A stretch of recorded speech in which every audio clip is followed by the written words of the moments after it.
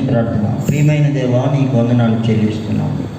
మాకు ఇచ్చిన మరొక పునరుత్థానం బట్టి నీకు వందనాలు చెల్లిస్తూ, మా ప్రియమైన దేవుడా, మా అందరితో మీరు మాట్లాడి సహాయం చేయమని, అందరినీ దర్శించి మహిమయు ఘనతయు ప్రభావాలు మీరే పొందమని, ప్రతి వారికి వినగలిగిన చెవి గ్రహించే మనసు దయచేయమని, దేవా మీ సన్నిధి అభిషేకం మాపై ఉంచమని, మాతో మాట్లాడమని నజరేయుడైన యేసుక్రీస్తు నామములో ప్రార్థించి వేడుకుంటున్నాం తండ్రి.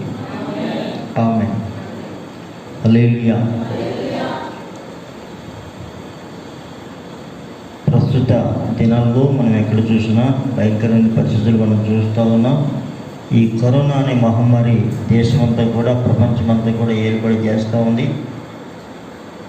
మరి మానవుని యొక్క జీవితం చాలా భయంకరమైన పరిస్థితులు ఉన్నట్టుగా మనం చూస్తూ ఉన్నాం. దేవునికి స్తోత్రం.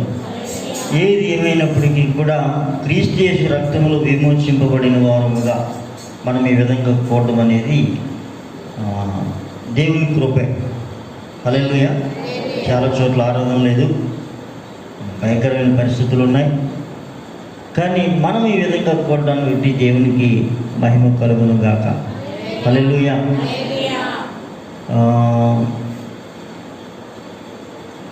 ఈరోజు మనం చెప్పుకునే వాక్యము దేవాలయము. ఏంటట?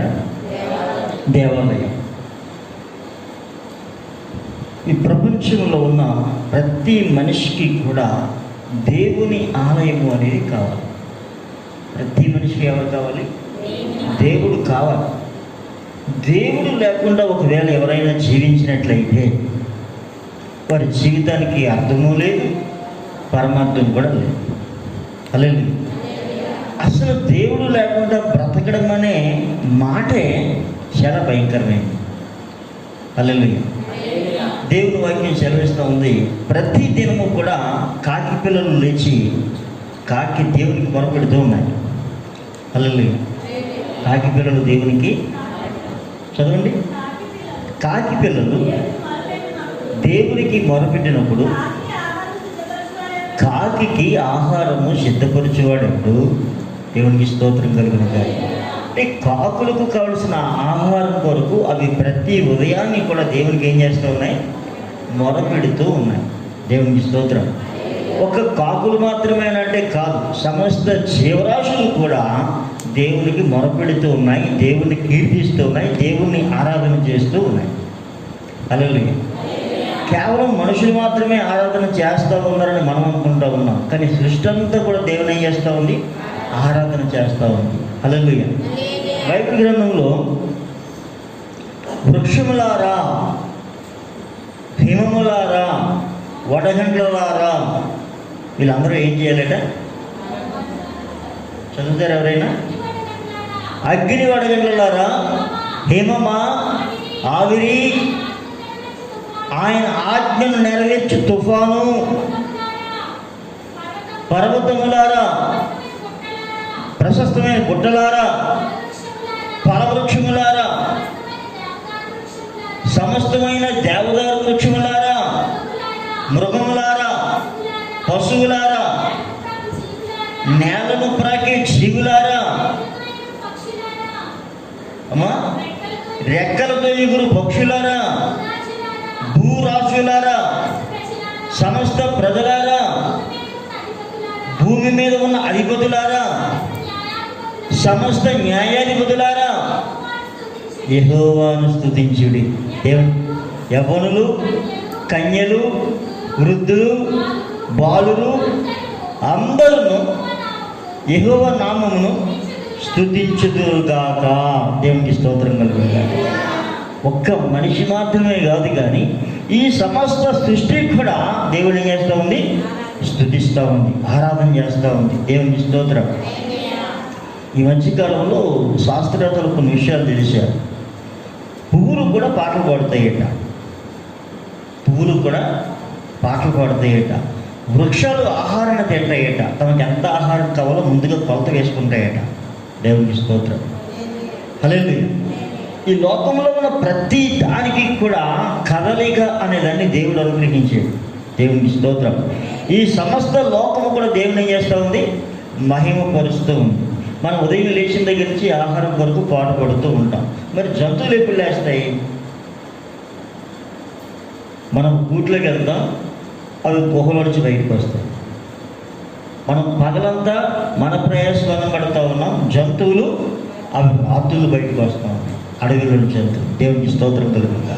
హల్లెలూయా. సరే, ఈ సమస్త లోకానికి కూడా కావలసిన ఆహారాన్ని ఇచ్చేది ఎవరు? ఆయనే. దేవునికి స్తోత్రం కలుగుతా. హల్లెలూయా.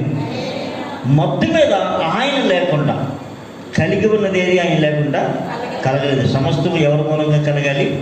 దేవుని మూలంగానే కలగాలి. దేవుడే మనకు కావలసిన ప్రతి దాన్ని దయచేయవాడు తప్ప మనం ఎవరికో కూడా మనకు కావలసిన దాన్ని మనం పొందలేము. హల్లెలూయా. ఇక్కడ సరే, ప్రతి మనిషికి కూడా ఏమవసరం? దేవుడు అవసరం. ప్రతి మనిషిని కదిలించేది ఎవరు? దేవుడు మాత్రమే. జాగ్రత్తగా అర్థం చేసుకోండి.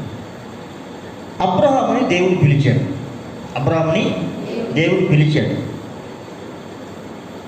పిలిచినప్పుడు అబ్రహాము దేవుని మాటకు లోబడి, అబ్రహాము దేవుని మాటకు లోబడి దేవుడు పిలువగానే పిలుపుని బట్టి ఆయన వచ్చాడు. ఎంతవరకు దేవుడు అబ్రహాముతో ఉన్నాడు? జాగ్రత్తగా అర్థం చేసుకో. దేవుడు అబ్రహాముని పిలిచాడు. అబ్రహాము దేవుని మాటకి లోబడి వచ్చాడు. దేవుడు ఎంతవరకు అబ్రహాముతో ఉన్నాడు? ఈ రోజు వరకు ఉన్నాడు. రాబోయే తరాల్లో కూడా ఉంటాడు. దేవునికి స్తోత్రం. హల్లెలూయా. పిలిచిన దేవుడు నమ్మదగిన వాడు. ఆయన సజీవులకు దేవుడు కానీ చచ్చినోళ్ళకి దేవుడు కాదు. అబ్రహాము సజీవుడు. దేవునికి స్తోత్రం కలిగింది. అబ్రహాము సజీవుడు. చచ్చిపోయాడు కదండి, చచ్చిపోయాడు. లాజరు అబ్రహాము రొమ్మును ఆనుకొని నెమ్మది పొందుచుండెను మరొక లోకంలో. దేవునికి స్తోత్రం. బ్రతికున్నాడా చనిపోయాడు? అబ్రహాము బ్రతికే ఉన్నాడు. హల్లెలూయా. ఈరోజు క్రైస్తవులుగా పిలువబడుతున్న మనమందరం ఎవరిపై ఉన్నాము? అబ్రహాము యొక్క సంతానం. మన నాన్న జీవిస్తూ ఉన్నాడు, చనిపోయాడా? ఆయన జీవిస్తూనే ఉన్నాడు. దేవునికి స్తోత్రం కలిగిన. హల్లెలూయా. మనల్ని పిలిచిన దేవుడు నమ్మదగిన వాడు. అయితే అబ్రహాము ఏమైనా దేవునికి గుడి కట్టాడా? అబ్రహాము దేవునికి గుడి కట్టాడా? కట్టాడంటారా? చెప్పట్లేదు ఎవరు కూడా. లేదు. మరి ఎక్కడ ఆరాధన చేశాడు? దేవునికి స్తోత్రం. భూమి నా పాదపీఠము, ఆకాశం నా సింహాసనం అని దేవుడు చెప్పాడు. కనుక దేవుడు అబ్రహాంని ఎక్కడ ఆగమని చెబితే అక్కడ ఆగి మొట్టమొదట అబ్రహాం చేసిన పని ఏమిటంటే బలిపీఠమును కట్టుట. ఏం కట్టుట? బలిపీఠమును కట్టుట. దేవునికి స్తోత్రం కలుగుతుంది. మొట్టమొదటిది ఏం కట్టుట? అయినా బలిపీఠం. ఏ పని ప్రారంభించాలన్నా ఆయన ఆగిన స్థలంలో మొట్టమొదట దేవునికి బలిపీఠం కట్టడం అనేది ప్రాముఖ్యమైన విషయం. దేవునికి స్తోత్రం. మరి బలిపీఠం ఎట్లా కట్టాలి? బలిపీఠం ఎలా కట్టాలి అమ్మా? బలిపీఠము రాళ్ళతో కట్టాలి. హల్లెలూయా. జాగ్రత్తగా అర్థం చేసుకోండి. పనిముట్టు తగలని రాయి అంటే రాళ్ళు తీసుకొని బలిపీఠము కడతా ఉన్నాం. కట్టేటప్పుడు ఈ రాయి ఈ మూల కొంచెం ఎక్కువగా ఉంది, లేకపోతే గుచ్చుకునేలా ఉందని చెప్పి చుట్టూ దాన్ని కొట్టకూడదు. అంటే ఎలా ఉన్న రాళ్ళను అలాగే కట్టాలి. హల్లెలూయా. హల్లెలూయా. హల్లెలూయా. అంటే దానికి ఏం కావాలి? అక్కడ అందం కాదు కావలసింది, చక్కగా పేర్చుట. ఏ రాయిని కూడా చెక్కడం కానీ బద్దలు కొట్టడం కానీ చేసే పని లేదు. హల్లెలూయా. అదేవిధంగా దేవాలయం కట్టడం అనేది మనం ఇక్కడి నుంచి మనం చూస్తూ ఉన్నాం. అబ్రహాం మొట్టమొదటి ఎలా కట్టాడైనా బలిపీఠమును కట్టి దేవునికి ఆరాధన చేసుకుంటూ వచ్చాడు. ఎప్పటి నుంచి ఎప్పటి వరకు అంటే అబ్రహాం కాలం అంతా కూడా అబ్రహాం బలిపీఠం కడుతూ ఉన్నాడు. తర్వాత అబ్రహాంతో దేవుడు చెప్పాడు, నీ సంతానం పలానా చోటకు వెళ్తారు, అక్కడ ఇంతకాలం ఉంటారు, మరలా వస్తారు అని చెప్పినప్పుడు ఐగుప్తు దేశం వెళ్ళిపోయిన ఇశ్రాయేలీయులు మరలా కానానికి వచ్చేటప్పుడు ఇప్పుడు వారికి దేవాలయం ఉంది. ఏ దేవాలయం ఉంది? ఏ దేవాలయం ఉంది? గుడారం అనే దేవాలయం. ఏ దేవాలయము? గుడారం అనే దేవాలయం. అంటే దేవాలయము వారితో పాటే తీసుకుని వెళ్తూ ఉన్నారు. దేవాలయాన్ని వారితో పాటే తీసుకుని వెళ్తూ ఉన్నారు. ముందు వారి మధ్యలో దేవుడు ప్రయాణం, పగలు మేఘస్తంభంగా, రాత్రి అగ్నిస్తంభంగా ఆయన ప్రయాణం చేస్తూ ఉన్నారు. తర్వాత దేవుడు చెప్పాడు, 6 నెలల కట్టలు చెప్పి వారు వెళుతున్న ఈ ప్రయాణంలో దేవుడు వారితో పాటే ఉండడానికి వారు కట్టుకున్న ఆ గుడారం, ఆ టెంట్ ఎక్కడైతే ఉందో అక్కడ దేవుడి సన్నిధి రావడం అనేది ప్రజలందరూ చూసేవారు. దేవునికి స్తోత్రం. దేవుని మహిమ ఆ మేఘంలోకి వచ్చేది. హల్లెలూయా. ఆ విధంగా ఇశ్రాయేలు కాలం అంతట్లో కూడా దేవుడు ఎవరితో ఉన్నాడు? వారి మధ్య వారితోనే ఉన్నాడు ఆయన. హల్లెలూయా. దేవుడు లేకుండా వారు ఎప్పుడైనా కదిలేరా? దేవుడు లేకుండా ఇశ్రాయేలు ఎప్పుడైనా కదిలేరా? హల్లెలూయా. ఒకసారి దేవుడు చెప్పాడు, మీరు పలానా చోటు మీకు ఇస్తానని చెప్పాను, పాలు తేలు ప్రవహించే చోటు మీకు ఇస్తానని చెప్పాను, అక్కడ ఉన్న 7 జాతుల ప్రజలను పంపించేసి ఆ చోటు మీకు ఇస్తా ఉన్నాను, వెళ్ళి అనుభవించండి అన్నాడు. వెళ్ళి అనుభవించండి, మీకు కావాల్సినంత కూడా మీరు ఏం చేయాలి? అనుభవించండి. కానీ నేను మీతో కూడా రాను అన్నాడు. మీకు కావలసిన ఇల్లు, పొలాలు, మీకు కావలసిన అన్నీ ఇస్తాను, తీసుకొని అనుభవించండి. మాట ఇచ్చాను కదా, నేను పితరుడైన అబ్రహాముకు మాట ఇచ్చాను కనుక ఆ మాట నెరవేర్చడానికి మీకేం కావాలో అవన్నీ ఇస్తూ ఉన్నాను, మీరు అనుభవించండి, నేను మాత్రం మీతో కూడా రాను. దేవుని స్తోత్రం. ప్రజలు ఆ దుర్వార్తను విని దుఃఖించిరి. దేవుని స్తోత్రం. ఏంటి దుర్వార్త? పాలు తేలు ప్రవహించే దేశం ఇస్తానని చెప్పడమా? కట్టని ఇల్లు, పెట్టని పోయే ఇస్తానని చెప్పడమా? మరి ఏది దుర్వార్త? నేను మీతో కూడా పొలాలు ఇస్తున్నాడు కదండి, పొలాలు ఇస్తున్నాడు, ఇల్లు ఇస్తున్నాడు, పంటలు ఇస్తున్నాడు, సర్వ సమృద్ధి ఇస్తా ఉన్నాడు. ఇంకా దేవుడు వస్తే ఏంటి, రాకపోతే ఏంటి? హల్లెలూయా. ఏమ్మా మీకు అర్థమైంది నేను చెప్పింది? దేవుడు ఏమంటున్నాడు? శుభ్రమ్మ నీకు ఏం కావాలో అన్నీ నీకు ఇస్తాం, తీసుకో అన్నాడు. కానీ నేను మాత్రం నీతో కూడా. సరే ప్రభు, నువ్వు ఉండైతే మరి నేను వెళ్తాను అన్నా. హల్లెలూయా. వారు చెప్తా ఉన్నారు, అది దుర్వార్తలు వారికి. అంటే అన్నీ ఇస్తానన్న వార్త కంటే నేను మీతో కూడా రాను అన్నదే దుర్వార్త. దేవునికి స్తోత్రం. ప్రజలు ఆ దుర్వార్తను విని ఏడ్చిరి. సరే, నేను మీతో కూడా రావాలంటే ఏం చేయాలి? నేను మీతో కూడా రావాలంటే వాళ్ళు ఏం చేయాలి? దేవుడు వారితో వెళ్ళాలంటే వారు ఏం చేయాలి? హల్లెలూయా. దేవుని మాట వినాలి. దేవుని మాట అది కఠినంగానే ఉంటుంది, కానీ వినాలి. హల్లెలూయా. అక్కడ దేవుడు మీతో కూడా రాను అంటే ఏం జరిగిందో ఒకసారి చూడండి. ప్రజలు ఆ దుర్వార్తను విని దుఃఖించిరి. నిర్గమాకాండము 33వ అధ్యాయము. ఎవడును ఆభరణములు ధరించుకోవడం కాగా యెహోవా మోషేతో ఇట్లా, నేను మీరు లోబడనొల్లని ప్రజలు ఒక క్షణమాత్రము నేను మీ నడుముకు వచ్చేదనా మిమ్మును నిర్మూలము చేసేదను, కనుక మిమ్మును ఏమి చేయవలెనో అది నాకు తెలియనట్లు మీ ఆభరణములను మీ యొద్ద నుంచి తీసివేయడని చెప్పమని. కాబట్టి ఇశ్రాయేలీయులు హోరేబు కొండ యొద్ద తమ ఆభరణములను తీసివేసిరి. దేవునికి స్తోత్రం కలుగుతాయి. హల్లెలూయా. ఇంతకీ విషయం ఏంటి? నేను మీతో కూడా రావాలంటే నీ ఒంటి మీద ఉన్న ఆభరణాలు తీసివేయండి అని నువ్వు చెప్పు అని మోషే చెప్పాడు. దేవునికి స్తోత్రం. ఎవరు చెప్పాలి? దేవుడే డైరెక్ట్గా చెప్పచ్చు కదా. వాళ్ళు చెప్పారు, మోషే నువ్వు మాతో మాట్లాడు, దేవుడు మాతో మాట్లాడితే మేము చచ్చిపోతాం. ఎవడు అంటాడండి ఆయన స్వరా? దేవునికి స్తోత్రం. ఇప్పుడు మోషే చెప్తున్నాడు, ఇదిగో మీ ఆభరణాలు మీ మీద నుంచి తీసివేస్తే దేవుడు మీతో కూడా వస్తాడు. హల్లెలూయా. హల్లెలూయా. ఆభరణాలు తీసివేస్తేనే దేవుడు మీతో కూడా, తీసివేయకపోతే రానని చెప్పాడు క్లియర్గా. దేవునికి స్తోత్రం కలుగుతుంది కాదు. ఇప్పుడు దేవుడు మనతో ఉండాలంటే మన ఆభరణాలు ఉంచాలా, తీసేయాలా? హల్లెలూయా. ఆ మాట కఠినమే, కానీ దానికి లోబడితేనే దేవుడు వారితో ఉన్నాడు. ఈరోజు ప్రపంచంలో ఇజ్రాయెల్ దేశం ఆనిముత్యంగా ఉండడానికి గల కారణం ఏంటంటే ఆ ప్రజలు దేవుని మాట విన్నారు. దేవుడు వారితో కూడా ఉన్నాడు. దేవునితో ఏ ప్రజలతో అయితే దేవుడు ఉంటాడో, ఏ ప్రజలైతే దేవుని మాట వింటారో ఆ ప్రజలు ఘనపరచబడతారు. దేవునికి స్తోత్రం. హల్లెలూయా. దేవుడు మనతో ఉండినా మనము దేవునితో ఉన్న మనకి ఘనత. దేవుడు లేకుండా మనం జీవించిన మనకి ఘనత లేదు. దానికి ఒక ఎగ్జాంపుల్ చెప్తా ఉన్నాను. యేసు ప్రభు శిష్యులు సువార్తను ప్రకటించాడు.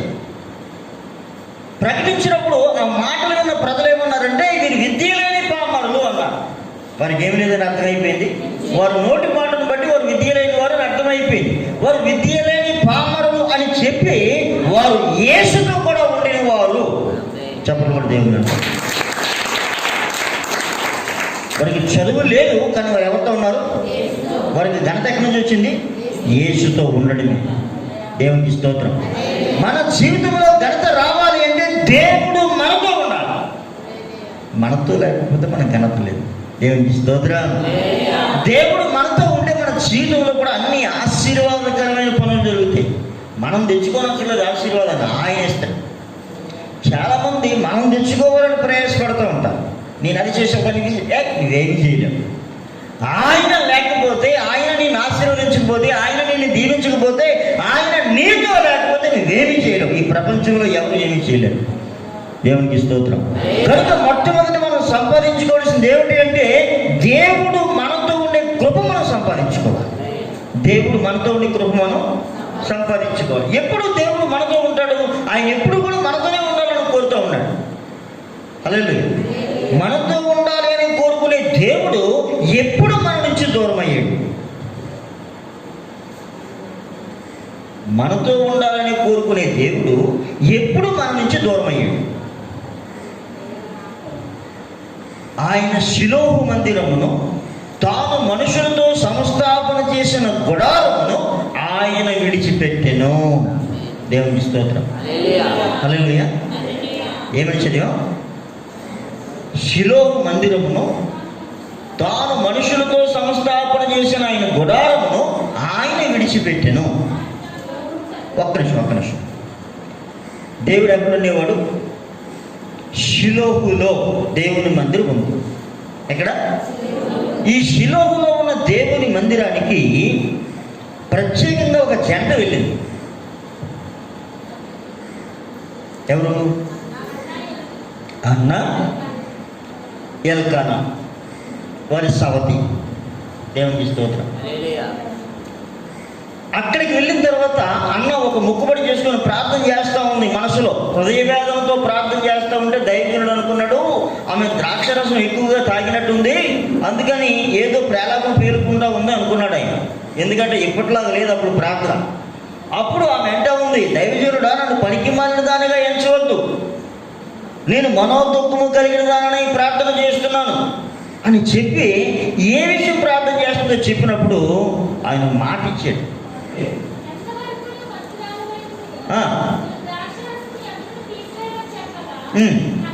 అన్న అది కాదు, నా ఏలినవాడా, నేను రిఫరెన్స్ చెప్పమ్మా. సమూయేలు 1 గ్రంథము 1 అధ్యాయము 15వ వచనం చదవండి. నేను మనోదుఖము గలదానై ఉన్నాను, నేను ద్రాక్షరసమైనను మద్యమునైనను పానము చేయలేదు, కానీ నా ఆత్మను యెహోవా సన్నిధిని కుమ్మరించుకొనుచున్నా. నీ సేవకురాలనైన నన్ను పనికి మాలిన దానిగా ఎంచవద్దు. అత్యంత కోప కారణం బట్టి బహుగా నిట్టూర్పులు విడిచుచు నాలో నేను చెప్పుకుంటున్నా. నేను అంతట ఏలి, నీవు క్షేమముగా వెళ్ళు, ఇశ్రాయేలు దేవునితో నీవు చేసుకొనిన మనవిని ఆయన దయచేయునుగాక అని ఆమెతో చెప్పగా ఆమె అతనితో, నీ సేవకురాలైన నేను నీ దృష్టికి కృపనొందునుగాక అనెను. తరువాత స్త్రీ తన దారిని వెళ్ళిపోయి భోజనం చేయించు. దేవునికి స్తోత్రం. దేవుని సన్నిధికి దుఃఖంతో వచ్చింది. దేవుడి సన్నిధికి, షిలోహులో ఉన్న దేవుని సన్నిధికి ఆమె దుఃఖంతో వచ్చింది. దుఃఖంతో వచ్చిన ఆమె దైవజనుడు ఇచ్చిన మాట ప్రకారముగా దేవుని వాక్కుని తీసుకున్న ఆమె దుఃఖ నివారణ పొందింది. సమస్యతో వచ్చింది, వేదనతో వచ్చింది. కానీ ఇంటికి వెళ్ళేటప్పుడు ఎలా వెళ్ళిందామే? సమాధానంగా వెళ్ళింది. దేవునికి స్తోత్రం కలుగుతుంది. దేవుని మందిరానికి వచ్చిన మనం ఎలా వచ్చిన వాళ్ళం అలా వెళ్ళకూడదు. ఇక్కడ ఒక మాట తీసుకుని వెళ్ళాలి. ఆమె జీవితంలో ఒక అద్భుతం జరగడానికి ఆమె ఎక్కడికి వెళ్ళింది? దేవుని మందిరానికి వెళ్ళింది. దేవుడు ఎక్కడ ఉండేవాడు? షిలోహు మందిరంలో ఉండేవాడు. షిలోహు మందిరంలో దైవజనుడు ఉన్నాడు, దేవుడు ఉన్నాడు. ప్రతి పరిస్థితుల్లో అక్కడికి వెళ్ళేవాడు. కానీ ఇప్పుడు దేవుడు ఆ మందిరంలో నుంచి బయటికి వెళ్ళిపోయాడు. ఎక్కడి నుంచి బయటికి వెళ్ళిపోయాడు? మందిరంలో నుంచి. ఎందుకు బయటికి వెళ్ళిపోయాడు? వారు ఉన్నత స్థలములను కట్టి, అది ఈ మాట అంతా ఎందుకు చెప్పానంటే ఆ ఒక్క మొక్క కోసం చెప్పాను. ఎలా ఉన్న దేవుణ్ణి మనం అలా ఆరాధించాలి తప్ప మనకి తోసినట్టుగా ఆయన్ని ఆరాధించకూడదు. డెకరేషన్ చేయకూడదు. దేవుడికి ఏం చేయకూడదు? డెకరేషన్ చేయకూడదు. ఆయనకి ఎవడంటే డెకరేషన్ చేసేవాడు? ఎందుకు ఆయనకి డెకరేషన్ చేయాలి? ఆయన అందంగా లేకపోతే డెకరేషన్ చేయాలి, రంగులు వేయాలి. హల్లెలూయా, హల్లెలూయా. ఆయన స్వయంభవుడు, కోటి సూర్యులు తేజమయుడు. ఆయనకు నువ్వే డెకరేషన్ చేస్తావు? నువ్వు డెకరేషన్ చేస్తే ఒక బొమ్మ బయటేసి బొమ్మకు రంగులు వేయాలి. ఆయన ఏమన్నా బొమ్మ? ఆయన బొమ్మ కాదు, సర్వసృష్టికి ఆధారభూతుడు. దేవునికి స్తోత్రం కలుగుతుంది. ఆ దేవుడు ఎలా ఉన్నాడో నువ్వు ఊహించలేవు. ఆ దేవుడికి నువ్వు ఇది ఆడంబరం చేద్దాం అనుకుంటే ఆయన ఆడంబరాలు కోరేవాడు కాదు. స్వచ్ఛమైన మన హృదయాన్ని కోరుతూ ఉన్నాడు ఆయన. దేవునికి స్తోత్రం. కనుక దేవునికి కట్టే బలిపీఠము అది చెక్కబడిన రాళ్ళతో కట్టేది కాదు. నువ్వు ఎలా ఉన్నావో అలాగే దేవుడి సన్నిధిలో యథార్థంగా ఉండాలి. దేవునికి స్తోత్రం. షిలోహు మందిరంలో ఉన్న దేవుడు దేవాలయం విడిచి వెళ్ళిపోవడం గల కారణం ఏంటంటే ప్రజలు తమ సొంత ఇష్టాలు చేశారు. ప్రజలు సొంత ఇష్టాలు, ఉదాహరణకి ఇప్పుడు క్రిస్మస్కి ఎలాగ చేస్తా ఉన్నారో ఎగస్ట్రాలు అలా చేసి ఉండొచ్చు. ఇవన్నీ దేవుడికి ఏమొచ్చినాయి? చిరాకు వచ్చింది. హల్లెలూయా, హల్లెలూయా. దేవుడికి చిరాకు వచ్చి దేవుడు ఏం చేసాడు? వెళ్ళిపోయాడు. హల్లెలూయా, హల్లెలూయా. ఈరోజు దేవుడు మనతో ఉండాలి అంటే ఆయన ఆలయంలో ఆయన మనం ఉంచాలి. ఆయన ఆలయంలో ఆయన మనం ఉంచాలి. ఈ లోకంలో చాలా పనులు చేయొచ్చు, కానీ దేవుని ఆలయం కట్టడం అనేది చాలా కష్టమైన పని. నువ్వు పెద్ద పెద్ద బిల్డింగ్లు కట్టేయచ్చు, కానీ దేవుని ఆలయం కట్టడం అనేది, దేవుని ఆలయం కట్టడం కష్టం ఏంటంటే దేవుడి కట్టించుకుంటాడు కదా.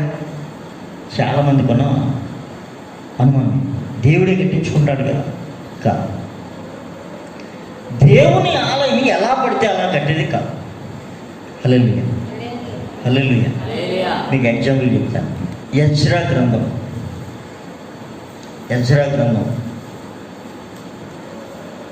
మొదటి అధ్యాయం చదువుదాం.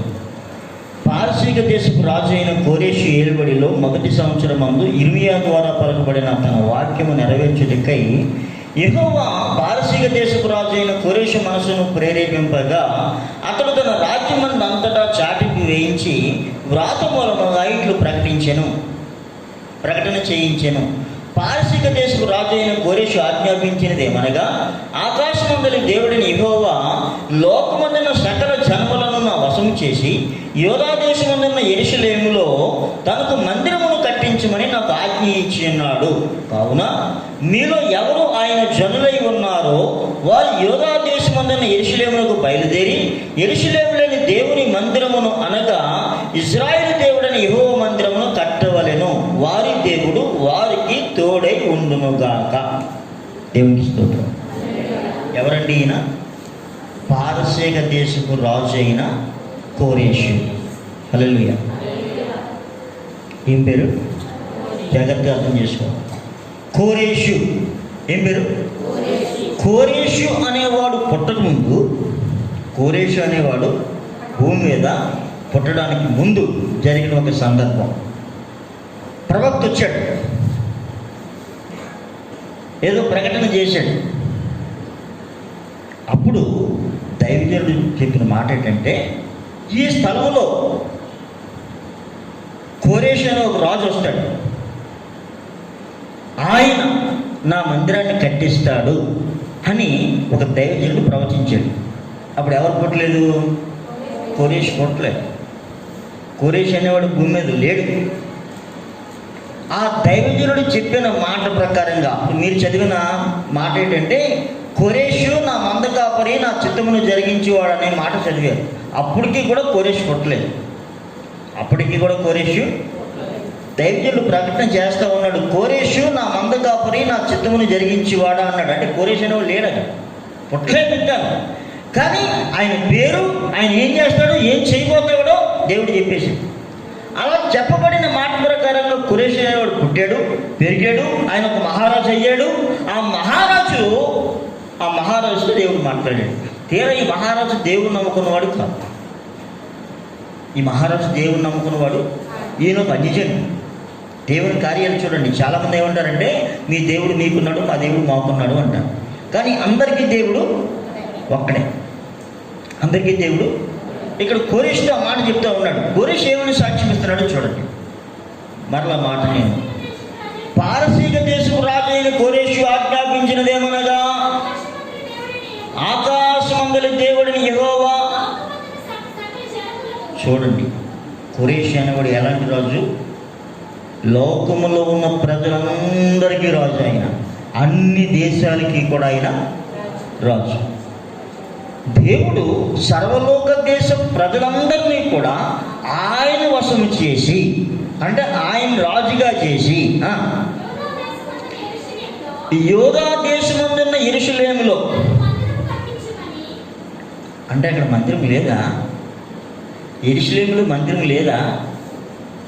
యెరూషలేములో మందిరం కట్టారు, మందిరం కూలిపోయింది, కూల్చేశారు. ఎవరి మందిరాన్ని కూల్చేశారు? జాగ్రత్తగా అర్థం చేసుకోండి.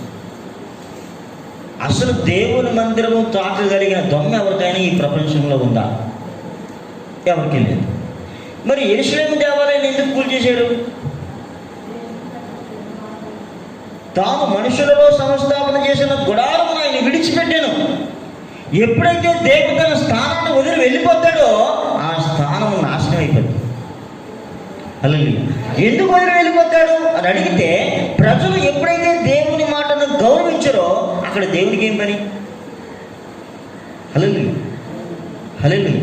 ప్రజలు ఎప్పుడైతే దేవుని మాటను గౌరవించారో అక్కడ దేవునికి ఏం పని? అంటే అక్కడ దేవునికి పని లేదు.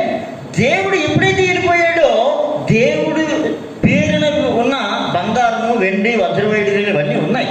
ఇవన్నీ వచ్చిన వాళ్ళకి కావాలి, శత్రువులకి, వాళ్ళన్నీ దోసుకొని పోయారు. దేవునికి స్తోత్రం. దేవాలయము పాడైపోవడానికి గల కారణం ఏంటి? ఆ ఇంట్లో ఎవరో లేరు. ఇల్లు ఎప్పుడు పాడైపోతుంది? ఇంట్లో ఎవరు లేరు. హల్లెలూయా. దేవుడి ఇంట్లో దేవుడు లేడు కాబట్టి అదేమైంది? పాడైపోయింది. చాలా చోట్ల చూడండి, 3 సంవత్సరాలకు పండుగ చేస్తూ ఉంటారు. ఈ 3 సంవత్సరాలు కూడా గుడి ఎలా ఉంటుంది అంటే, మొత్తం అన్ని చెత్త చెదారం అంతా గుడి చుట్టే ఉంటుంది.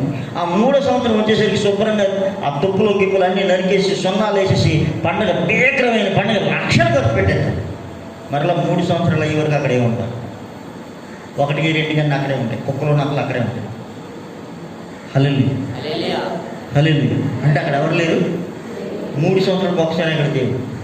ఇక్కడ సర్వలోక రక్షకుడైన దేవుడు ఎప్పుడైతే తాను ఉన్న గుడారాన్ని విడిచిపెట్టి బయటకు వెళ్ళిపోయాడో అది నాశనం అయిపోయింది. అది ఎప్పుడైతే నాశనం అయిపోయిందో, దేశంలో దేవాలయం ఎప్పుడైతే నాశనం అయిందో దేశ ప్రజలందరూ నాశనం అయిపోయారు. హల్లెలూయా. ఒక గుడితో పని ఇవ్వలేదు, దేశంలో ఉన్న ప్రజలందరూ ఏమైపోయారు? నాశనం అయిపోయారు. ఈ నాశనానికి గల కారణం ఏంటంటే, వారి దేవుడు వారితో లేడు. అరే ఎందుకు దేవుడు లేడు? దేవుని మాట ప్రజలు వినలేదు. దేవుని మాట వినలేదు ప్రజల మధ్య ఆయన ఉండేవాడు కాదు. షిలోహు మందిరంలో కూడా అదే జరిగింది. హల్లెలూయా.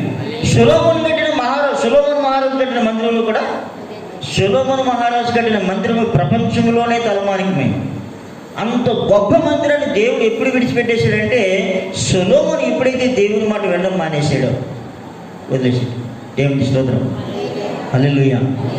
దేవాలయంలో ఎప్పుడైతే దేవుడు ఉండడో ఆలయము పాడైపోతుంది, ప్రజలు నాశనం అవుతారు.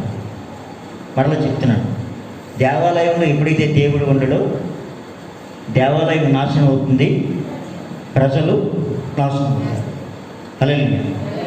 హల్లెలూయా. హల్లెలూయా. ఇప్పుడు మరలా దేవాలయం కట్టబడాలి. ఇప్పుడు ఆల్రెడీ దేవాలయం ఏమైపోయింది? పాడైపోయింది పూర్తిగా.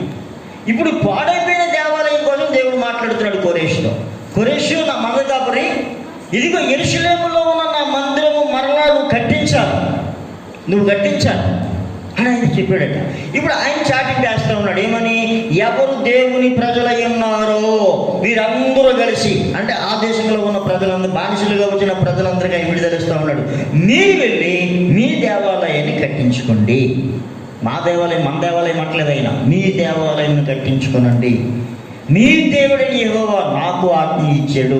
దానికి ఎంత ఖర్చు అవుతుందో, ఎంత కలప కావాలో, ఎంత బంగారం కావాలో, ఎంత వెండి కావాలో నా ఖజానాలో నుంచి తీసుకోండి అన్నాడు ఆయన. దేవుని స్తోత్రం. హల్లెలూయా. ఇప్పుడు ప్రజలందరూ ఎక్కడికి బయలుదేరారు? యెరూషలేముకి బయలుదేరారు. అందరూ బయలుదేరలేదు. కొందరు ఎలా ఆలోచిస్తున్నారంటే, మేము ఎప్పుడో వచ్చేసాం ఇక్కడికి, మా చిన్నప్పుడు వచ్చేసాం, మా ఇల్లు వాకిలన్నీ ఇక్కడే సంపాదించేసుకున్నాం, మరలా ఇక్కడి నుంచి అక్కడికి వెళ్దాంలే, ఇక్కడే సెటిల్ అయిపోదామని అనుకుంటున్నాను. దేవునికి స్తోత్రం. చాలామంది ఆలోచన విధంగా ఆ విధంగా ఉంటుంది. కానీ దేవుని కొరకు ఉన్న ప్రజలు మాత్రం బయలుదేరి వెళ్ళారు. అక్కడ దేవాలయం మరలా కట్టడం ప్రారంభమైంది. అప్పుడు జరిగిన విషయం చెప్తున్నాను, నేను ముగించిపోతున్నాను. అప్పుడు జరిగిన విషయం చెప్తున్నాను. ఏం జరిగిందో అక్కడ ఒకసారి 4వ అధ్యాయం 1వ వచనం. అంతటా యోధా దేశస్థులకును బెన్యామీనీయులకును విరోధులైన వారు, చెరనివారునైన వారు ఆలయం కట్టుచున్న సంగతి విని జెరుబ్బాబెలు నొద్దకును పెద్దలలో ప్రధానుల యొద్దకును వచ్చి, మీరు ఆశ్రయించినట్లు మేమును మీ దేవుని ఆశ్రయించేవారము, ఇచ్చటకు మమ్మల్ని రప్పించిన అశ్షూరు రాజైన యాసర్హద్దోని యొక్క కాలం మొదలుకొని మేము యెహోవాకు బలులు అర్పించేవారము, మేమును మీతో కలిసి కట్టిదమని చెప్పిరి. దేవునికి స్తోత్రం. దేవాలయం కట్టించడానికి దేవుడు కొందరు ఏర్పాటు చేసుకున్నాడు. వారు వచ్చారు, ప్రజలు వచ్చారు, మందిరం కడుతూ ఉన్నారు. మందిరం పునాది వేసేసారు. మందిరం పునాది వేసినప్పుడు జరిగిన విషయం ఏంటంటే, చాలా మంది ఏడవడం ప్రారంభించారట. ఎందుకు ఏడ్చారు అంటే, ఒకప్పుడు సొలొమోను మహారాజు కట్టిన మందిరం ఎక్కడా, ఈరోజు ఇది ఎక్కడా అని కొందరు ఏడుస్తూ ఉంటే, మరికొందరు సంతోషంతో కేకలు వేస్తూ ఉన్నారట. ఏంటి? మరలా మా దేవుని మందిరాన్ని మేము కడతా ఉన్నామని సంతోషంతో. అక్కడ ఏడ్పేదో దుఃఖమేదో ప్రజలకు అర్థం కాలేదు. చాలా దూరం వరకు ఈ శబ్దం వినబడింది, ఈ సంతోష శబ్దం. దేవునికి స్తోత్రం కలిగింది. సరే, ఎప్పుడైతే ఇక్కడ మందిరం ప్రారంభం పని స్టార్ట్ అయిందని తెలిసిందో కొందరు ప్రజలు వచ్చారట. వీళ్ళెవరు అంటే, ఈ దేవుని ప్రజలకు సంబంధం లేనివా, దేవుని ప్రజలకు ఇంకా క్లియర్గా చెప్పాలంటే విరోధులైన వారు. ఎవరు వీళ్ళు? వీళ్ళు వచ్చి వీళ్ళు ఏమన్నారంటే, అయ్యా మేము చాలా కాలం బట్టి మేము మీ దేవుణ్ణి ఆరాధన చేస్తూ ఉన్నాం, మేము కూడా మీ దేవునికి బలులు అర్పిస్తూ ఉన్నాం, మేము కూడా మీ దేవుని సేవిస్తూ ఉన్నాం, కనుక మీతో కూడా మేము ఈ పని చేయడానికి, దేవాలయం కట్టడానికి మాకు కూడా అవకాశం ఇవ్వండి అని అడిగారు. దేవునికి స్తోత్రం. దేనికి అవకాశం కావాలి? దేవాలయం కట్టడానికి. అప్పుడు వాళ్ళు ఏమన్నారంటే, ఇది మా దేవుడు మాకు అప్పగించిన పని, మేము దేవుని ప్రజలం, ఇది మీరే కట్టాలి కానీ మరి ఎవరు కట్టడానికి వీలు లేదు. వీళ్ళు ఏమని అన్నారు? మేము కూడా మీతో దేవాలయము. కానీ వీళ్ళెవరు? దేవునికి విరోధమైన వారు, దేవుని ప్రజలకు. మరి ఎందుకు వచ్చి కడతామన్నారు? ఇటువంటి పనికి మన వాళ్ళు ఈరోజు కూడా ఉన్నారు. జాగ్రత్తగా అర్థం చేసుకోండి. హల్లెలూయా. వాళ్ళు మనవారు వాళ్ళే ఉంటారు, మనవారు కాదు. హల్లెలూయా. ఉదాహరణకి మనం దేవాలయంగా కట్టబడుతూ ఉన్నాం. ఆ పక్కింటి ఆవిడ వచ్చింది, మీ దేవుడు చెప్పాడా గుట్ట తీసేయమని, మీ దేవుడు చెప్పాడా గాజులు తీసేయమని, మీ దేవుడు చెప్పాడా మట్టిలు తీసేయమని అని స్టార్ట్ చేస్తారు. అసలు వీళ్ళకి సంబంధం ఏంటి? వీళ్ళకి ఏమైనా సంబంధం ఉందా? వీళ్ళకి సంబంధం. మరి వీళ్ళెందుకు మాట్లాడుతూ ఉన్నారు? ఇది ఈ రోజు కాదు, ఆ రోజు నుంచి స్టార్ట్ అయింది. హల్లెలూయా, హల్లెలూయా. వీళ్ళను చేరనివ్వలేదని, మా దేవుని మందిరం కట్టడానికి మీరు రావద్దన్నారని వీళ్ళు చేసిన పని ఏంటంటే, వీళ్ళందరూ కలిసి రాజుగారికి ఉత్తరం రాశారు. అయ్యా, మేము మీ ఉప్పు తిన్నవాళ్ళని, మీరేమో ఆ ప్రజలు పంపించారు, వాళ్ళు వచ్చి మందిరం కట్టేస్తా ఉన్నారు. ఇక్కడ వాళ్ళు మందిరం కట్టేశారంటే మాత్రం ఇక మీకు వాళ్ళు ఇంటి చందాలు ఇవ్వరు, నీకు లోబడరు, నీకు శిస్తు కట్టరు, వారు సొంత ప్రజలు అయిపోతారు. హల్లెలూయా. వీళ్ళు ఏ ప్రజలు అయితే వీళ్ళకి బాధేటండి. రాజుగారు ఏం చేశాడు? మీరు చాలా మంచివాళ్ళు, ఆ వార్త చెప్పారు, కొంతకాలం దేవాలయాన్ని ఆపేయండి అన్నాడు. అంతే. మీకు కబురు చెప్పే వరకు దేవాలయాన్ని రాజు మారాడు. ఎవరు మారారు? రాజు మారాడు. దేవాలయం ఏమైపోయింది? ఇప్పుడు ఒకే ఒక్క దేవుడు. ఈ ప్రపంచాన్ని కలుగు చేసిన దేవుని ఆలయం ఎప్పటండి ఆపగలరు?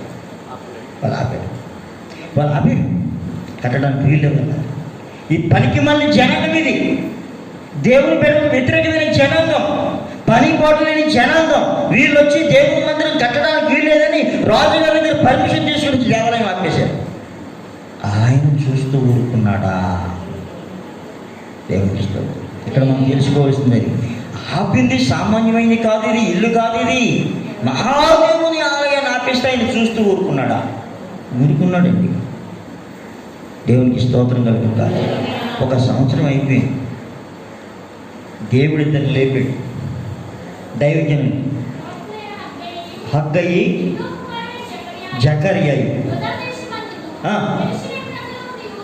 యూదులకు దేవునికి స్తోత్రం కలుగును కాక. ఇద్దరు దైవజనులు లేపి మరలా ఏమని చెప్పాడు? మరలా ప్రకటించాడు. కట్టడ మందిరం అన్నాడు. అంతే. మందిరము పర్మిషన్ లేదు, ఏం లేదు, పర్మిషన్ లేదు. వాళ్ళేం చెప్పారు? రాజు పర్మిషన్ ఇచ్చే వరకు మందిరం ఆపాలి. కానీ ఇక్కడేం జరుగుతూ ఉంది? ఇద్దరు వ్యక్తులు లేచి, ఇద్దరు దైవజనులు లేచి మందిరం కట్టండి అన్నారు. అంతే. వీళ్ళు మందిరం స్టార్ట్ చేసేసారు.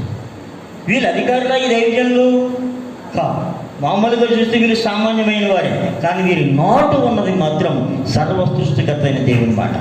దేవునికి స్తోత్రం కలుగుతాక. వారు ఎప్పుడైతే దేవాలయం పని ప్రారంభించారో ఆ పిల్లలు కంగారు వచ్చేసింది. మరలా వచ్చారు. మీరు ఎందుకు కడతా ఉన్నారు? మిమ్మల్ని ఆత్మని చెప్పాం కదా, మీరు ఎందుకు కడతా ఉన్నారు అని అడిగితే, ఎవరు చెప్పారు మీకు కట్టమని? మా దేవుడు మాకు చెప్పాడు. మా దేవుడు మాకు. వీళ్ళకి ఏం చేయాలో అర్థం కావట్లేదు. అంటే ప్రేరేపించింది ఎవరు? దేవుడే. కట్టమని ప్రేరేపించింది, ఇంకా దాన్ని ఎవడు ఆపలేదు. ఇప్పుడు మరలా రాజుగారి దగ్గరికి వెళ్ళారు. వీళ్ళు కూడా రాజుగారికి కబురెట్టారు. ఒకసారి మీరు చూసుకోండి, రాజ్యపు దస్తావేజులు పరిశీలన చేయండి, ఫలానా రాజు కట్టమని మాకు ఆజ్ఞ ఇచ్చాడు, దానికి కావలసిందంతా తీసుకోమని కూడా చెప్పాడు, కావాలంటే చూసుకోండి అంటే ఆ రాజు వెతికిస్తే దస్తావేజులు దొరికింది. రాజే మందిరం కట్టమని ఆజ్ఞ ఇచ్చినట్లుగా. దేవునికి స్తోత్రం. ఇప్పుడు ఆయన చెప్తా ఉన్నాడు, వారిని ఎవరైనా ఆపితే మాత్రం మర్యాదగా ఉండదు, వారికి ఏం కావాలో అది ఇచ్చి మందిరాన్ని కట్టమని చెప్పాడండి. చెప్పండి. హల్లెలూయా. ఎవరు ప్రేరేపించాలి? దేవుడు ప్రేరేపిస్తే ఏ ప్రభుత్వము ఏమి చేయదు. హల్లెలూయా, హల్లెలూయా. కానీ ఇప్పుడు దేవాలయం కట్టడం కష్టమా సులువా? అది దేంతో కట్టాలి? వెండి బంగారాలు ధన సంపదగా ఉండే కట్టేది కాదు, ప్రార్థనతో కట్టాలి. ఎందుకు కట్టాలి? ప్రార్థనతో కట్టాలి. దేవుడి సన్నిధిలో బ్రతిమిలాడాలి ఆయన ఆలయం కట్టడానికి. సేమ్ ఆ రోజు దేవాలయం కట్టడానికి వారు ఎంత ప్రయాసపడ్డారో ఈరోజు కూడా ప్రజెంట్ డేస్లో కూడా దేవాలయం కట్టడానికి అంత ప్రయాసపడాలి. హల్లెలూయా, హల్లెలూయా. ఏది దేవాలయం అంటే నువ్వు నేనే దేవాలయం. ఎవరి దేవాలయం? ఈ దేవాలయం కట్టబడకుండా ఎన్ని రకాల ఇబ్బందులు వస్తున్నాయో తెలుసా? ఒకటి రెండు కాదు. దీన్ని రకరకాలుగా పాడు చేయాలని రకరకాల పాస్టర్ గారు బయలుదేరారు. ఎవరు బయలుదేరారు? పాస్టర్ గారిని బయలుదేరి ఏం ఆపాలని? దేవాలయం కట్టడము ఆపాలి అని. అది పాస్టర్ గారిని కదండి, కాదు. వారు దేవుడు ఏర్పాటు చేసిన వారు కాదు. వారు కూటి కోసమో బతకడం కోసమో వచ్చినారు. దేవునికి స్తోత్రం. ఎలా ఆపుతా ఉన్నారు అంటే, దేవుని వాక్య ప్రకారంగా మనం జీవించినప్పుడు వాళ్ళు వచ్చి అంటారు, బైబిల్లో ఎక్కడైనా ఆభరణాలు తీసేయమని ఉందా? తగు మాత్రము అన్నాడు కదండి. ఏమన్నాడు? తగు మాత్రం బంగారం వేసుకోమని అన్నాడా? తగు మాత్రం ఆభరణాలు వేసుకోమని అన్నాడా? తగు మాత్రపు వస్త్రములు చేతనే కానీ అన్నాడు ఆయన.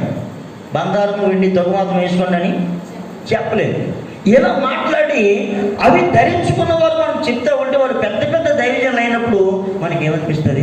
ఆ పెద్ద పాస్టర్ గారు కదా, ఆయన కారులో వస్తూ ఉన్నాడు కదా, ఆయన చర్చే పెద్ద చర్చి కదా, అంత పెద్దవాళ్ళకి వాక్యం తెలియదంటారా? మన అవసరంగా ఇక్కడికి ఇలా బుక్ అయిపోయేంటి అన్నట్టుగా అనిపిస్తుంది. దేవునికి స్తోత్రం. అంటే ఆలయము కట్టడానికి ఏం కలిగింది? ఆటంకము, అనుమానం వచ్చింది. ఇంకొకటి వచ్చాడు, అసలు మీరు దేవునికి దశమ భాగమే ఇవ్వక్కర్లేదు. దేవునికి ఏ భాగం ఇవ్వక్కర్లేదు. దేవుడు ఇచ్చేవాడే కానీ తీసుకునేవాడు కాదు, కాబట్టి మీరు దశమ భాగం ఇవ్వక్కర్లేదు అంటాడు. అప్పుడు మనకేమనిపిస్తుంది? ఈ మాట ఏదో బాగుంది, అల్లు దశమ భాగం ఇవ్వద్దు కానీ ఆస్తులు ఇచ్చేయాలి ఆడు చెప్పిన మాట ప్రకారంగా. దేవునికి స్తోత్రం. అంటే ఈ నుంచి ఏమనిపిస్తుంటాడు? దశమ భాగం.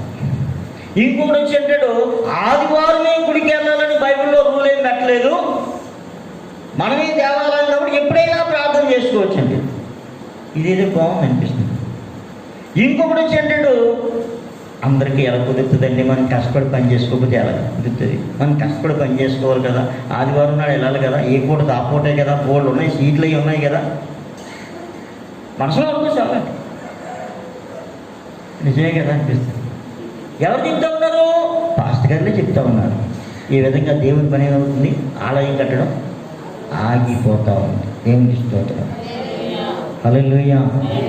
ఇశ్రాయేలు ప్రయాణాన్ని ఒక తల్లి ఆపిందట. ఇశ్రాయేలు ప్రయాణాన్ని ఒక తల్లి ఆపింది. ఎవరా తల్లి? మోషే అక్క. ఎవరు? మోషే అక్క. ఏం పేరు? ఆవిడ పేరు మిరియాము. ఏం చేసింది వచ్చి తెలుసా?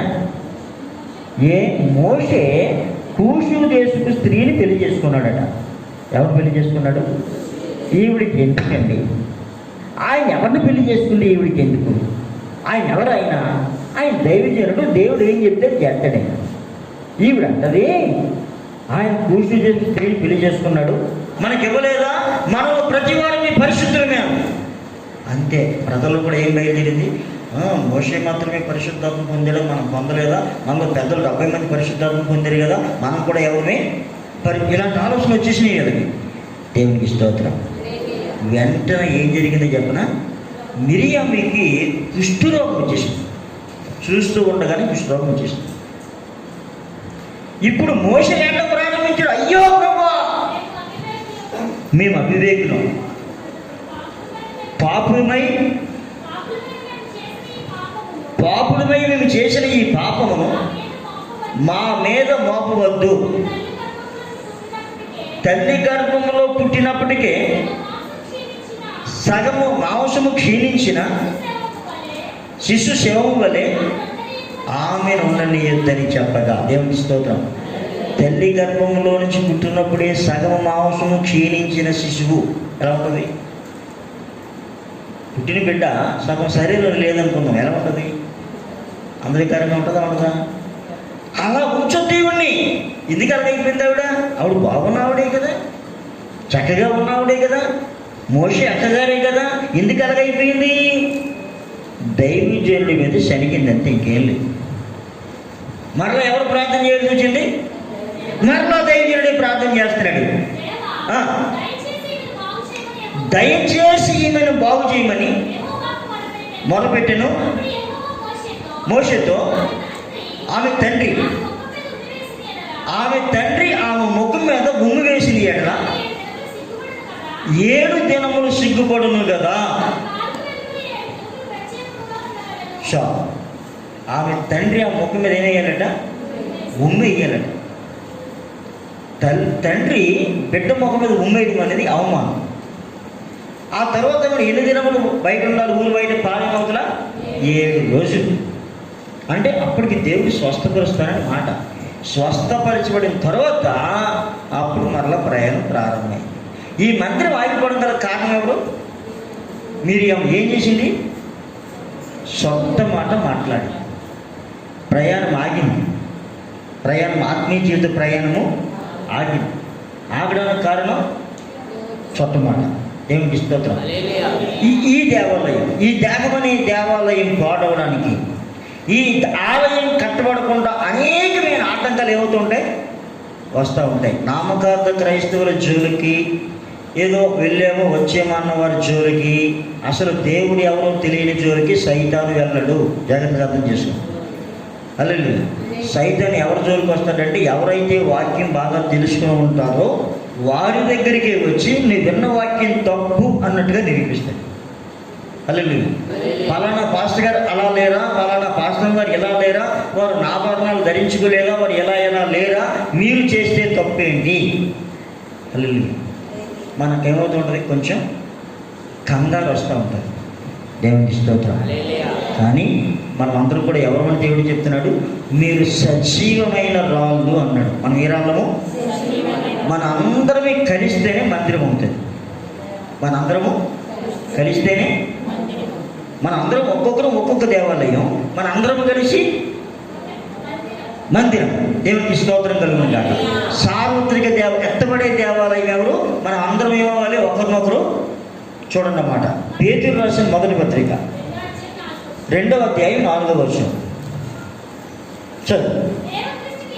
దేవుని దృష్టికి ఏర్పరచబడినది అమూల్యమును సజీవమైన రాయియగు ప్రభు యొద్దకు వచ్చిన వారమై యేసు క్రీస్తు ద్వారా దేవునికి అనుకూలములకు ఆత్మ సంబంధమైన బలులను అర్పించుటకు పరిశుద్ధ యాజకులుగా ఉండునట్లు మీరును సజీవమైన రాళ్ళ వలె ఉండి ఆత్మ సంబంధమైన మందిరముగా కట్టబడుచున్నారు. చాలు. మనం ఏ మందిరంగా కట్టబడతా ఉన్నాం? హల్లెలూయా. ఇప్పుడు రాయి దగ్గర కలిస్తే గోడ అవుతుందా? దూరంగా ఉంటే గోడ అవుతుందా? హల్లెలూయా. ఇశ్రాయేలులు యెరూషలేము కట్టిన దేవాలయం, సొలొమోను గారు కట్టిన దేవాలయము, ఈ రాయి పేర్చే విధానం ముందు చూసారా? అది ఇప్పటికీ కూడా ఎవరికీ అర్థం కావట్లేదు. ఇప్పటికి కూడా. ఎందుకంటే ఒక్కో రాయి ఎంత ఉంటుంది. ఈ రాయి పేర్చినప్పుడు సిమెంట్ వాడలేదు, ఏమనలేదు, కానీ ఖాళీ కనపడదు. ఏం కనపడదు? ఖాళీ అనేది చీమ దూరే ఖాళీ కూడా కనపడదు. రాయి సెట్ అయితే. ఇప్పుడు కార్పెంటర్ వర్క్ చేసేటప్పుడు దిగ్గొట్టేటప్పుడు ఖాళీ కనపడుతుంటే మరలా బయటకు తీసి మరలా చిత్రి పట్టి మరలా పెట్టి షాప్గా చేస్తే మరలా కొంతకాలానికి ఏమవుతుంది? మరలా వదులుతూ ఉంటుంది. అంటే అది షాప్గా చిత్రి పడతాడు. చెక్క కాబట్టి మిషన్తో చిత్రి పట్టేస్తాడు చేతితో. మరి రాయిని, అది చిన్న రాయి కాదు, రాయి. మరి ఈ రాళ్ళని ఎలా పట్టారో అర్థం కాలేదు. కానీ ఆ మందిరం కట్టిన విధానం అద్భుతం అన్నమాట. దేవునికి స్తోత్రం. ఇక్కడ ఉన్న రాళ్ళమైన మనం ఒక్కొక్కరిని ఎంతగా అతుక్కుపోవాలి అంటే దేవునికి స్తోత్రం. హల్లెలూయా. నేను ఎక్కడ ఉంటాను? కరోనా కదండి, మేము అక్కడ ఉంటాం, మీరు కాదు. కరోనాని నువ్వు వ్యక్తిగతంగా దూరంగా ఉండే ఉండొచ్చు, కానీ ఆత్మీయంగా మనం అందరం కూడా ఎలా ఉండాలి? ఒకరికొకరికి అయిపోవాలి. చెత్త. హల్లెలూయా. ఎంత ఖాళీ ఉండాలి?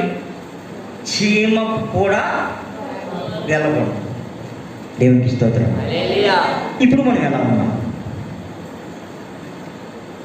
దేవుని మందిరం కట్టడం సులువా కష్టమా? ఇప్పుడు చెప్పండి. హల్లెలూయా.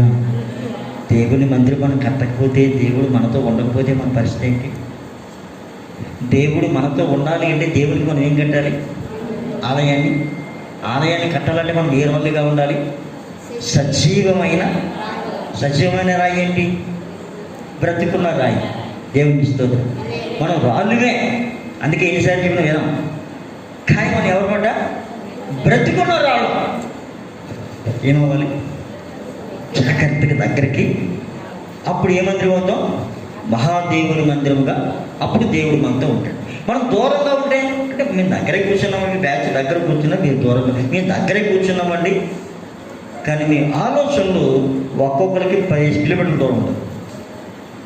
కానీ నిజదేవుని మందిరంలో ఉన్న మనందరి ఆలోచన ఒకటే ఇలా, మనందరమే నమ్మింది ఒకే దేవుడు.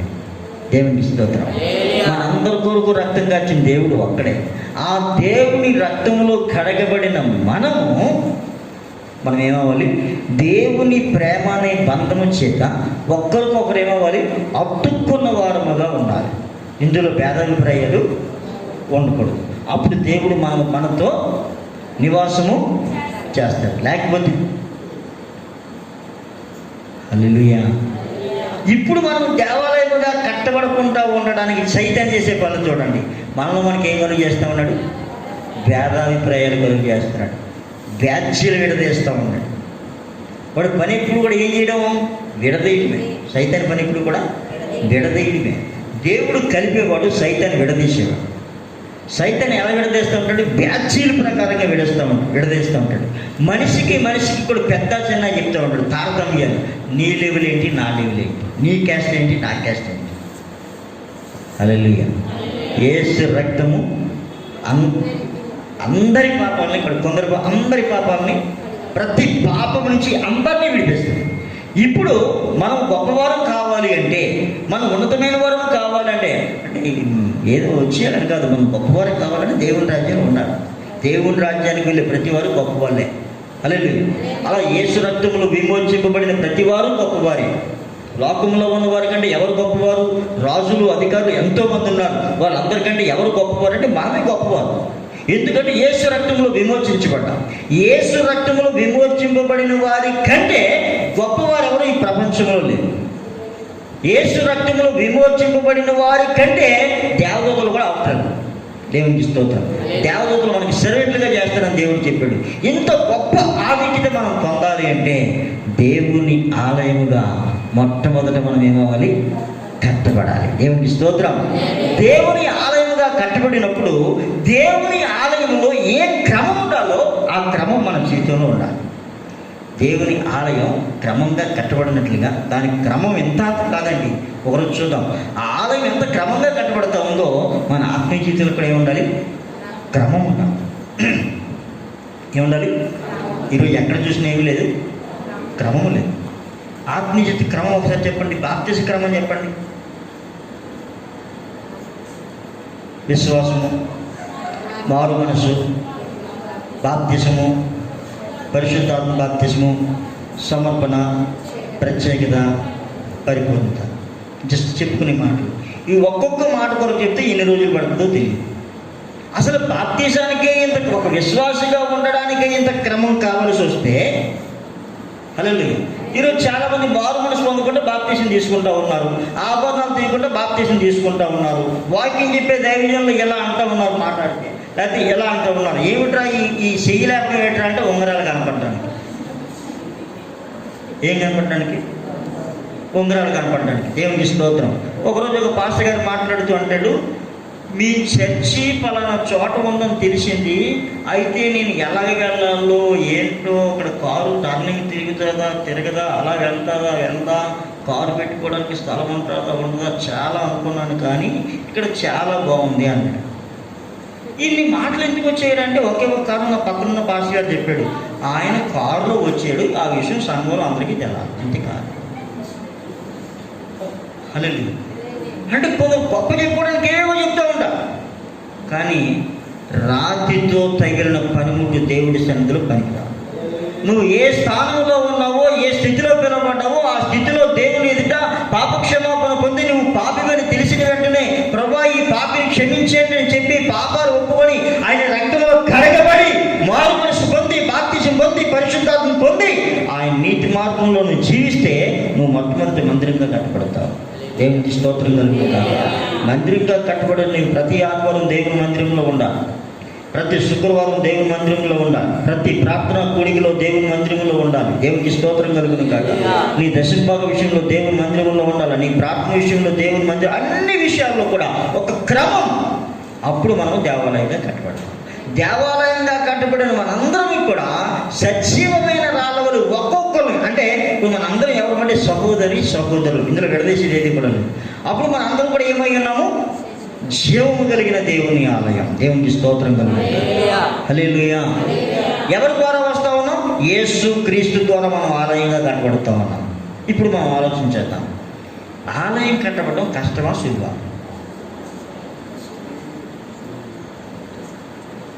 చెప్పండి. కష్టమా సులువా? దేవుని కృపను వేడుకొని నేను అనేది వదిలేస్తే చాలా సులువు, ఇంకేమీ లేదు. నేను అనేదాన్ని విడిచిపెట్టేస్తే ఇంకా కష్టమేమి.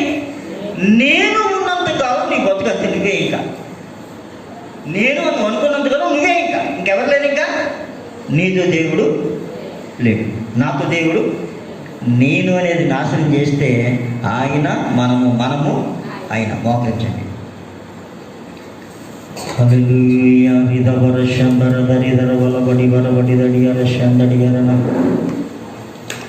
మనము దేవుని ఆలయమై ఉన్నాం. మనము సజీవమైన రాళ్ళ వలె ఉండి ఆత్మ సంబంధమైన మందిరముగా కట్టబడడానికి ఆయన కోరుతూ ఉన్నాడు. నా ప్రియమైన సహోదరుడా, దేవుడు మనతో ఉండాలి, మనము దేవునితో ఉండాలి. దేవుడు మనతో లేకపోయినా, మనము దేవునితో లేకపోయినా మనం మనుషులుగా బ్రతకడమే అనవసరం. మన జీవితంలో గొప్పతనం ఏదైనా ఉంది అంటే ఒకే ఒకటి, యేసు ప్రభువుని రక్షకుడుగా అంగీకరించడమే గొప్ప. యేసు ప్రభు వారు మనల్ని అంగీకరించడం గొప్ప. మనం ప్రభువుని అంగీకరించడం గొప్ప అయితే, మనల్ని ఆయన అంగీకరించడం గొప్ప. అంతకంటే గొప్ప ఏమి లేదు. దేవుడు మనతో లేకపోయినా, మనము దేవుడితో లేకపోయినా మన బ్రతుకి అర్థము లేదు, పరమార్థము లేదు. మనం ఒకరోజు మరణిస్తాం. పరలోక రాజ్యంలో ఆయనతో ఉండాలి అంటే ఈ భూమి మీద ఉన్నప్పుడు ఆయన చెప్పిన మాట మనం విని దాన్ని పాటించాలి. ఇదిగో పరలోకమందును భూమి మీదను నాకు సర్వాధికారం ఇవ్వబడింది అన్నాడు ఆయన. పరలోక రాజ్యంలో ఆయన చిత్తము నెరవేరున్నట్లుగా భూమి యందును కూడా ఆయన చిత్తము నెరవేరాలి అంటే ఆయన ఈ భూమి మీద నీకు ఎలా జీవించమని చెప్పాడో నీవు అలా జీవించాలి. అలా జీవించడానికి నీ సొంత ఇష్టాలు పక్కన పెట్టాలి, నీ సొంత ఆలోచన పక్కన పెట్టాలి. నీ స్వబుద్ధిని ఆధారం చేసుకోవద్దు అని దేవుడు వాక్యం సెలవిస్తారు. కనుక ప్రియమైన వాళ్ళరా, మనము దేవుని ఆలయం. దేవుడు మనతో ఉండాలి, మనము దేవునితో ఉండాలి. దేవుడు మనలో ఉండాలి, మనము దేవునిలో ఉండాలి. అలా ఎవరు జీవించగలుగుతారో వారి జన్మ ధన్యకరం. దేవుడు మనల్ని ఆశీర్వదించాలి, దేవుడు మనల్ని దీవించాలి. ఇశ్రాయేలుతో దేవుడు చెప్తున్నాడు, మీకు కావలసిన భోజన అన్న పానములు అన్నీ ఇస్తాను, ఇల్లు వాకిళ్ళు ఇస్తాను, నేను మీతో కూడా రాను అన్నాడు. వారు ఏడ్చారండి, అయ్యో దేవా, నీవు మాతో రాకపోతే ఎట్లాగా? నీవు మాతో లేకుండా ఎంత భోజనం ఉంటే, ఎంత పొలాలు ఉంటే, ఎన్ని ఇల్లు ఉంటే మాకేమిటి ఉపయోగం? మాతో నీవు ఉండాలి. ప్రియులారా, ఈరోజు చాలామంది జీవితంలో మాకు అన్నీ ఉన్నాయి అనుకుంటున్నారు. దేవుడు ఉన్నాడా? మాకు ఇల్లు ఉందండి, వాటి ఉందండి, పొలాలు ఉన్నాయండి, బంగారం ఉందండి, బేడమిత్రులు ఉన్నాయండి. దేవుడు ఉన్నాడా? నువ్వు చనిపోతే ఆయనతో ఉండడానికి అక్కడ నీకు ఇల్లు ఏమైనా ఏర్పాటు చేయబడిందా? దేవుడు నీతో ఉన్నాడా? నువ్వు దేవుడితో ఉన్నావా? ఆలోచించైనా తల్లి, ఈ రాత్రి నువ్వు చనిపోతే నీ పరిస్థితి ఏంటి? ఎక్కడికి వెళ్తావు? ఎక్కడికి వెళ్తామని నీ ఆలోచన. ఎన్నిసార్లు చెప్పినా, ఎంత గద్దించినా, మా ఇటుకలతో సిమెంట్తో కట్టింది కాదమ్మా ఆలయం. మనుషులలో సంస్థాపన చేసిన గుడారం అంటే నీ దేహమే దేవుని ఆలయం. ఆనాడు ప్రజల మధ్యలో ఒక గుడారం ఉండేది, ఒక టెంట్ ఉండేది, అందులో దేవుడు ఉండేవాడు. ఈరోజు ఆ టెంట్ నువ్వే, నీ దేహమే ఆలయం అని చెప్తున్నాడు ఆయన. ఎవడైనా నా ఆలయం పాడు చేస్తే నేను వాడిని పాడు చేస్తానని చెప్తున్నాడు. అయ్యా, మేము ఎలా పాడు చేస్తున్నామండి దేవుని ఆలయం? అబద్ధాల ద్వారా, బూతుల ద్వారా, అన్యాయం ద్వారా, అక్రమాలు చేయడం ద్వారా, నిందల ద్వారా, అపనిందల ద్వారా. లోకములో ప్రత్యేకత లేకుండా దేవుని నామాన్ని గణపరచుకుంటూ ఉండడం ద్వారా దేవుని ఆలయాన్ని పాడు చేస్తూ ఉన్నాం. చాలాసార్లు మనం చూసిన వారు దేవుణ్ణి అసహించుకునే పరిస్థితి వచ్చేసింది. వీళ్ళ దేవుడు ఇదే నేర్పిస్తున్నాడేమో, అయ్యో అయ్యో అయ్యయ్యో, అంత భయంకరమైన మాట వారి నోటంట రావడానికి నీవే కదా కారణం. నా ప్రియ సహోదరి సహోదరుడా, మనం సరి చేయబడదాం, మనం ఆలయముగా కట్టబడదాం. ప్రార్థన చేసుకుందాం ఈ సమయంలో. ప్రార్థన. Thank you Lord. Hallelujah.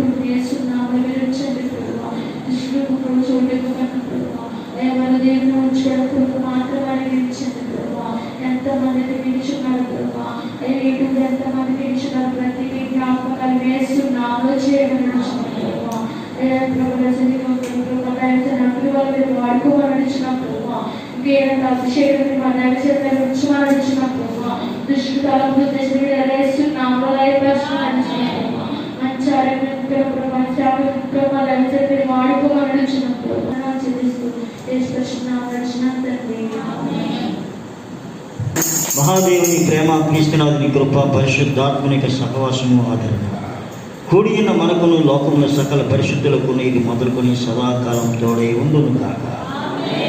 Amen.